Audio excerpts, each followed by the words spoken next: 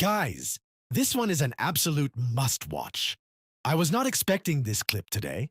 Piers Morgan goes absolutely scorched earth, dismantling Ben Shapiro in a way you have to see. Watch all the way to the end, and if you enjoy it, like, subscribe, and share. Let's get into it. Where anybody who disagrees with him is a demonic, America-hating terror apologist who can only possibly be doing it for ratings. And it was brought to my attention that he was very upset about a debate last week featuring Dave Smith. So last night on Piers Morgan, which is the Jerry Springer of political television, where people gather to throw chairs at one another and determine paternity. Piers Morgan, who has sort of made a mockery of the entire industry by putting on screen whatever dregs are still willing to go on screen with Piers Morgan. He had on Dave Smith, who has, apparently his job is never to tell jokes, but to instead give poorly informed foreign policy takes. And also to hate America. Here we go. Well, first, Jerry Springer was a very good friend of mine, and he was a beloved national treasure who actually hosted one of the most successful shows in television history and became a media mogul worth hundreds of millions of dollars. So thank you for that comparison, Ben. Second, we proudly host lively debates on things that people care about, featuring guests that people care about, to cover both sides of complex news stories in an engaging way. Do the debates sometimes get a bit combative? Yes. Do audiences tend to enjoy a bit of theatrical rough and tumble? Of course they do. That's why the Daily Wire, Ben's company, has an entire political debate show which is literally called Bar Fight. That's why Ben's own show features hard-hitting segments including Ben Shapiro destroys celebrity ice reactions. Ben Shapiro destroys the Golden Globes. Ben Shapiro reacts to woke TikToks. Ben Shapiro reacts to woke socialist TikToks. Ben Shapiro reacts to woke religious TikToks. And when it comes to humiliating the industry, please tell me why the Pulitzer Prize Committee did not reward Mr. Shapiro for this masterpiece. What the Run.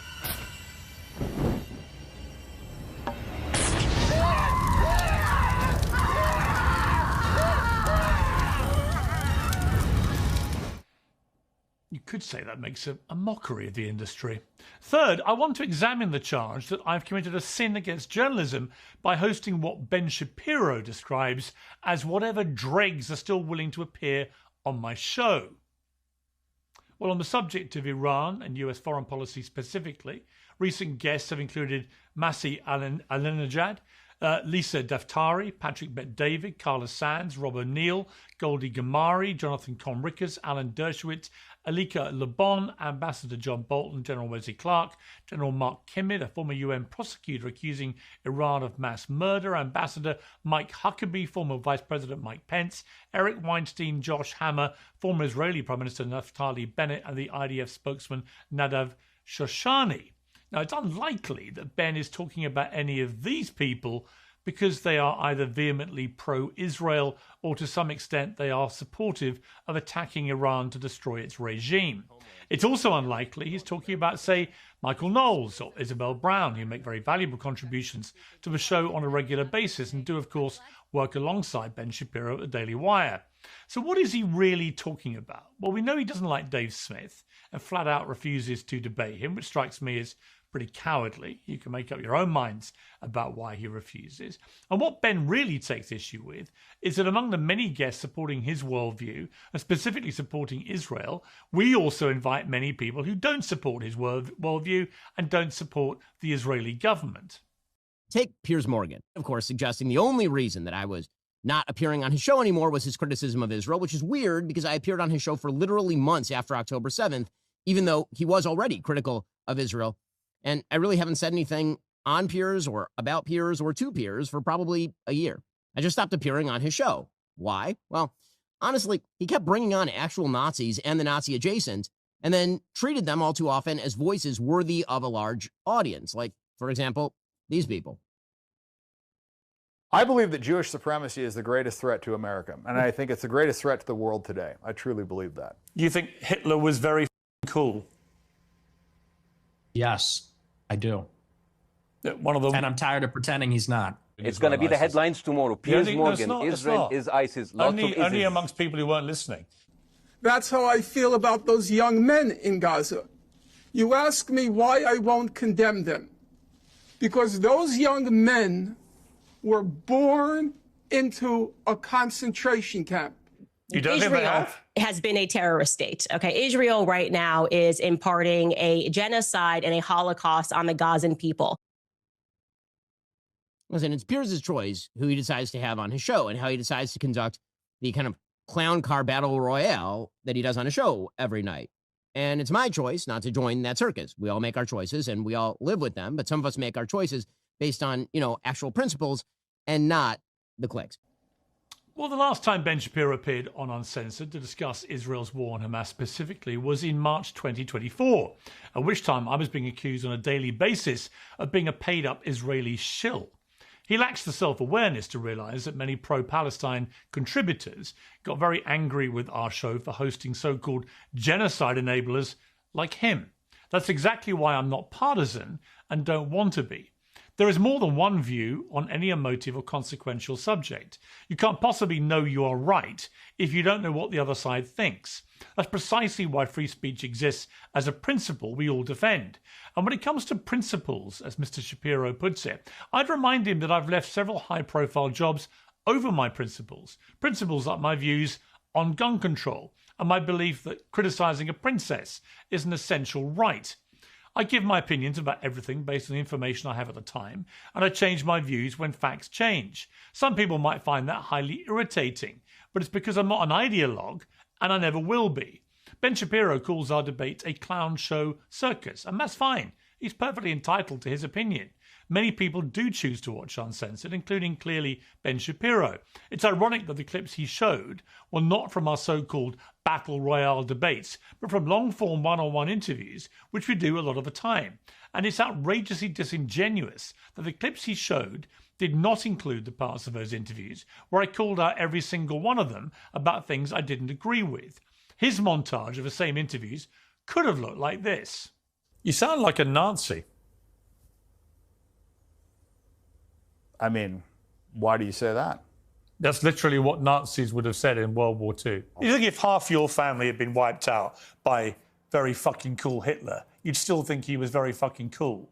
Or would you think that actually he was a despicable monster who murdered 12 million people? The comparison, which is more apposite, is ISIS and Hamas.